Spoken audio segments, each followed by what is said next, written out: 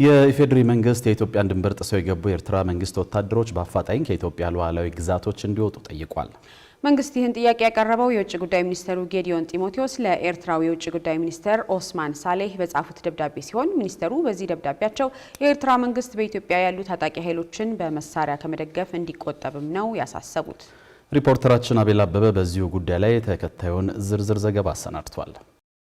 ከኢትዮጵያ ውጭ ጉዳይ ሚኒስትር ጌዲዮን ጢሞቴዎስ ለኤርትራው የውጭ ጉዳይ ሚኒስትር ኦስማን ሳሌ ጥር 30 ቀን 2018 ዓ.ም ላይ እንደተጻፈ የሚያሳይ ደብዳቤ በማህበራዊ ሚዲያዎች ላይ ሲዘዋወር ተስተውሏል። የኤርትራ ወታደሮች የኢትዮጵያን ድንበር ጥሰው መግባታቸውን በመጥቀስ የሀገሪቱ መንግስት ወታደሮቹን በአፋጣኝ ከነዚህ የኢትዮጵያ ይዞታዎች እንዲያስወጣ የሚያሳስበው ይህ ደብዳቤ እውነትም በሚኒስትሩ ስለመጻፉ ጥያቄ ያቀረብልነት የውጭ ጉዳይ ሚኒስቴር የደብዳቤውን ትክክለኝነት ለጣቢያችን አረጋግጧል። በዚህ ደብዳቤ የኤርትራ መንግስት በሀገር ውስጥ ያሉ ታጣቂዎችን በመደገፍ እያሳየ ያለውን ጣልቃ ገብነት እንዲገታ ያሳሰቡት የውጭ ጉዳይ ሚኒስትሩ ጌዲዮን ጢሞቴዎስ በኢትዮጵያ ያሉ ታጣቂ ቡድኖችና የኤርትራ ወታደሮች በሰሜን ምዕራብ ኢትዮጵያ ድንበር አካባቢ ግጭትን የሚያባብስ እንቅስቃሴ ውስጥ መሆናቸውንም ጠቅሰዋል። የኤርትራ ወታደሮች ገፍተው ወደ ኢትዮጵያ ግዛት መግባታቸውን ከትንኮሳ በላይ እንደ ቀጥታ ወረራ ጭምር የሚቆጠር ነው የሚለው ደብዳቤው የኤርትራ ወታደሮች በአፋጣኝ ከኢትዮጵያ ግዛት ለቀው እንዲወጡ የተጠየቀበት ነው። ደብዳቤው አክሎም የኢትዮጵያን ግዛት ከመልቀቅ ባሻገር የሀገሪቱ መንግስት በኢትዮጵያ ውስጥ ላሉ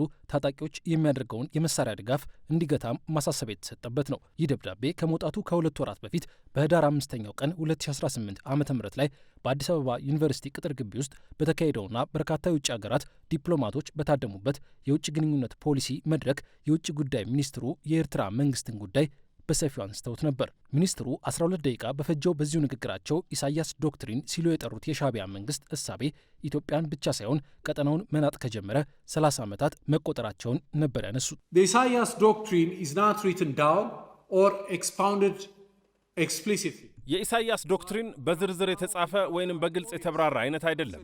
ነገር ግን ባለፉት 30 ዓመታት በነበረው ግልጽና ወጥ ተግባር የተነሳ የተገለጠ ሆኗል። ይህ እሳቤ የኤርትራ የአገርነት እሳቤ በኢትዮጵያ ደህንነት ማጣት፣ መከፋፈልና አለመረጋጋት ላይ የተመሰረተ አድርጎ የሚሰራ ነው። በዚህ የተነሳ እሳቤው የኤርትራን ደህንነት በኢትዮጵያ ደህንነት ማጣት ላይ የመሰረተ ነው።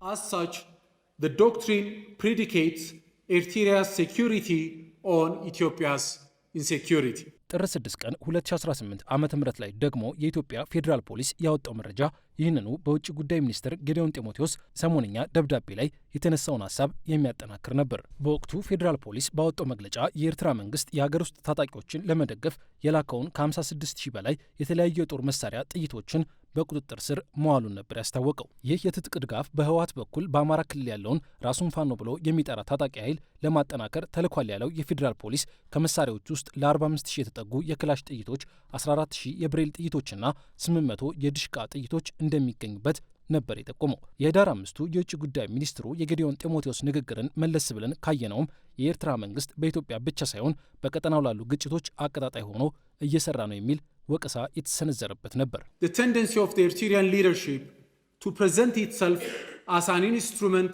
የኤርትራ መሪዎች ለሁሉም ኢትዮጵያ ላይ መጥፎ ዓላማ ላላቸው ሀገራት ራሳቸውን መሳሪያ አድርገው የማቅረብ አዝማሚያ ያላቸው ናቸው። ኢትዮጵያ እንድትረጋጋ በማይፈልጉ አካላት በኩል ኤርትራን እንደ መሳሪያ የመጠቀም ጉዳይ መሻሻሎችን የሚገታና በሰላም አብሮ የመዝለቅን ጉዳይ በጣም ከባድ የሚያደርግ ነው። የኤርትራ መንግስት እንደ መንግስት የሚያስቆጥረውን የዜጎቹን የዕለት ተዕለት ኑሮ ከሚያሻሽል ስራ ይልቅ ቀጠናዊ ምስቅልቅል መፍጠርን የሙሉ ጊዜ ስራው አድርጎታል። Regional mischief as its full-time occupation. አንድ ጊዜ የፕሪቶሪያው የሰላም ስምምነት መፈረም፣ ሌላ ጊዜ ደግሞ የኢትዮጵያ የባህር በር ፍላጎት ከኤርትራ መንግስት ጋር ለተፈጠረው አለመግባባት ምክንያት ተደርገው ሲጠቀሱ ቢቆዩም ጠቅላይ ሚኒስትር አብይ አህመድ ባሳለፍነው ሳምንት በህዝብ እንደራሴዎች ምክር ቤት በሰጡት ማብራሪያ ችግሩ ከዚያም ይቀድማል ሲሉ ነበር የተደመጡት። በዚያን ዕለት በፓርላማ ማብራሪያቸው ከኤርትራ ጋር ቅሬታ መፈጠር የተጀመረው የአገሪቱ ወታደሮች በሰሜኑ ጦርነት ወቅት የኢትዮጵያን ወታደሮች ተከትለው በመግባት እንደ አክሱም ባሉ የትግራይ አካባቢዎች በጅምላ ዜጎች ላይ ግድያ በመፈጸማቸውና ወደ ዘረፋ በመሰማራታቸው ነው ብለው ነበር። ለኢትዮጵያውያን የህልውና ጉዳይ ስለመሆኑ ተደጋግሞ የተነገረለት የባህር በር ጉዳይ የኤርትራ ባለስልጣናትን ደጋግሞ ሲያስቆጣ ቢስተዋልም ጠቅላይ ሚኒስትር አብይ አህመድም ሆነ የውጭ ጉዳይ ሚኒስትሩ ጌዲዮን ጢሞቴዎስ ደጋግመው ባደረጓቸው ይፋዊ ንግግሮች ኢትዮጵያ የመልክዓ ምድር እስረኛ ሆና አትቀጥልም ሲሉ ተደምጠዋል። ሚኒስትሩ ጌዲዮን ጢሞቴዎስ ለኤርትራው የውጭ ጉዳይ ሚኒስትር ኦስማን ሳሌ በላኩት ደብዳቤያቸው ላይ አሁንም ኤርትራ የግዛት ሉዓላዊነታችንን እስካከበረች ድረስ በራችን ለንግግር ዝግ አይደለም ብለዋል። የኢትዮጵያ መንግስት በሁለቱ ሀገራት የጋራ ጥቅሞች ላይ ንግግሮችን ለማድረግ መልካም ፈቃድ እንዳለ የጠቀሱት ሚኒስትሩ የኢትዮጵያ በአሰብ ወደብ በኩል የባህር በር የማግኘት ጉዳይም ቢሆን የንግግሩ አካል መሆን እንደሚችል ጠቁመዋል።